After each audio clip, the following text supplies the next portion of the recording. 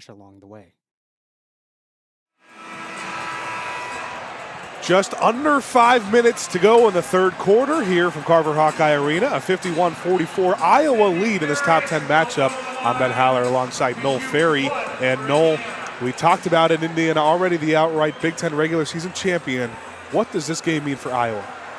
For Iowa, it just gets you your game back. Earlier in the season, you had a close one in Assembly. It would have been a huge win overall, giving you a better chance at winning the Big Ten outright. But for now, it's just saying to the now reigning Big Ten champs that you can keep up with them and that you can give them trouble, not only in the Big Ten tournament, but come March. So Parrish completes the old-fashioned three-point play, 51-45 out of the timeout. Caitlin Clark bringing the ball up the floor. Now passes to Warnock at the elbow, and Gabby Marshall in the corner, back to Warnock.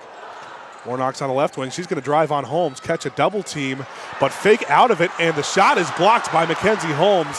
Garzone passes up to Scalia on the left wing. Indiana in transition. We'll slow it back out, but Moore McNeil's left open from the left corner. She gets that to fall. The deficit's back to one possession for Indiana, 51-48, 4:10 to go in the third. What a dot there from Sarah Scalia to find Chloe Moore McNeil cross court, wide open. She created that one for her. Warnock has it on the left wing. Now Caitlin Clark catches at the top of the key. Clark will take a step back three like 28 feet out. That one's no good. A rebound is taken by Mackenzie Holmes. That shot was short, and Scalia has it at the left wing again. Yeah, that was one of the first shots from Clark tonight that I saw that I wasn't necessarily happy with or okay with. She had some pretty good pressing defense there from Scalia, and to step back, she was right on top of it. Scalia drives from the left wing. Her floater is no good. Stolke grabs the board, and Clark will take it the other way. She has it tipped. It'll stay with Indiana. And I think they wanted a foul. I don't know what the Iowa fans are so unhappy about, but that one came in, made a little bit of contact with Clark. Didn't see the IU defender behind her. No foul there. Davis, Zanotto, and Martin all come in for Iowa. Coming to the bench is Stolke, Affolter, and Marshall.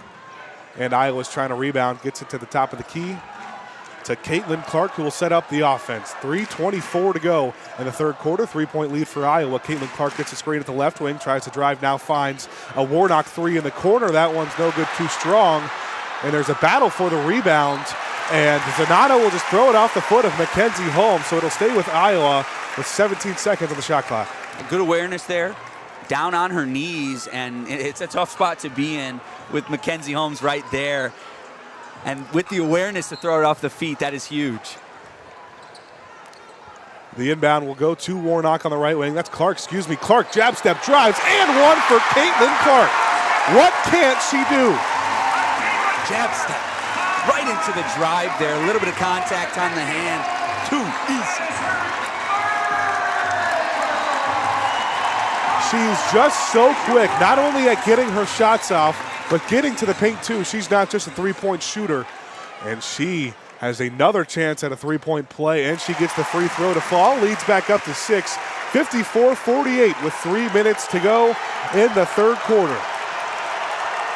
Grace Berger bringing the ball up the floor for Indiana once again. Direct traffic, gets the screen, will take a pull-up jumper from the right elbow. That one doesn't even hit rim off the backboard. Caitlin Clark grabs the rebound and will go the other way.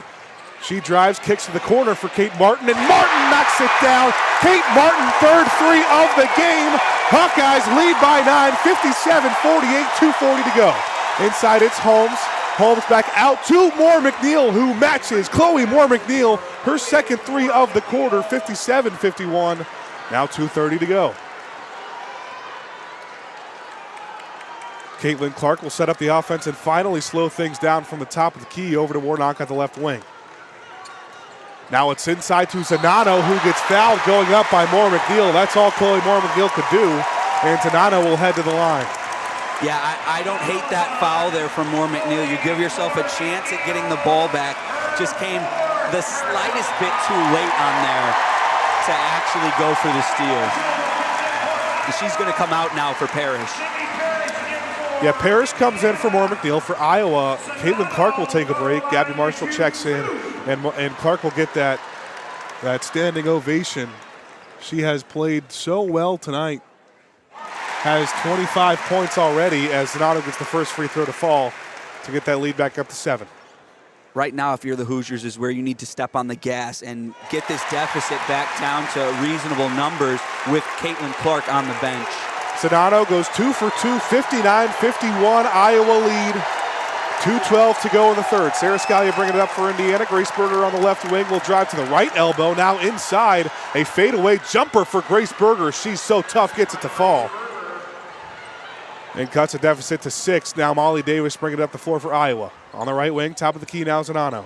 Zanano with tight defense over to Marshall on the left wing. And Zanano gets it inside, good positioning, but layup doesn't fall. Grace Berger grabs the rebound for Indiana. Zanano there just was too happy with the position and didn't really look at the rim enough.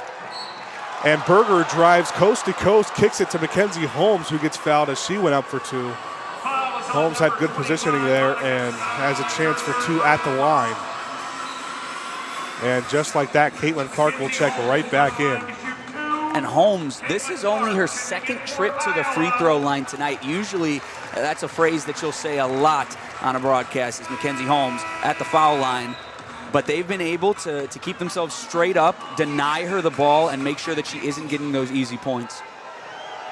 And she will stare right into the opposing student section's cardboard cutouts. And ironically, or unironically, as she knocks down the first, there's a Fran McCaffrey one. So it's not the first time we've seen a Fran McCaffrey stare down this weekend. No.